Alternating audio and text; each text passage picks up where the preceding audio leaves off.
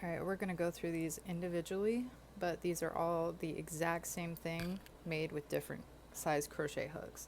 These are all 3 rows of double crochet. And I did tell you guys that I have a pretty loose tension. This is really gonna show up in this video. Let's get into it. All right, this is Big Twist Value yarn in the color Varsity Gold.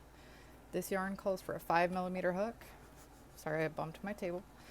Let's see what happens if we use a bigger or smaller hook than what it calls for. I used all the same style of hook and tried to keep my tension about how it normally is so you guys can really see the difference. This is with a 3mm hook. The stitches are quite tight. It doesn't have a whole lot of drape, which is how a little normally like fold over something. You kind of have to force it to move. It's pretty tight. You can't really see through it very well.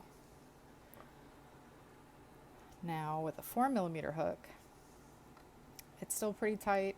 You still, unless you pull it, you don't really see the gaps between the stitches. It's a little bit better than the 3. This is the hook size that this yarn calls for, which is 5mm. You can comfortably see the gaps throughout it, but it's still a pretty tight stitch. This is about how it should normally look. For a 6mm hook, it's a little bit bigger, a little bit looser. This is still mostly fine.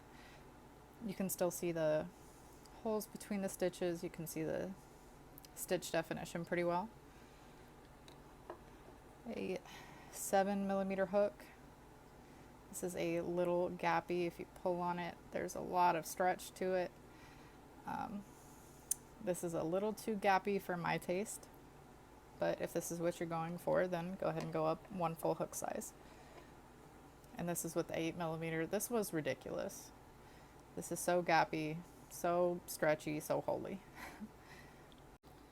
So that is how it will affect the end product. If you use a bigger hook, your project's going to be bigger, it's going to be looser, it's going to have more holes in it. Specifically for things like stuffies and things like that, you really don't want to have those kind of big gaps. As far as when to go up or down for hook size, you'll learn to know your tension best. You'll learn how big the gaps should be. For things like blankets and stuff like that, it kind of doesn't matter as much. It'll just end up being bigger or smaller, but for wearables, you'll want to do what's called a gauge swatch. I don't have much time, so I'm going to say this very quickly. At the beginning of a pattern, it'll tell you what your gauge should be. It'll tell you this many stitches by this many stitches, single crochet or whatever, should measure by this many inches, and you want to get that right.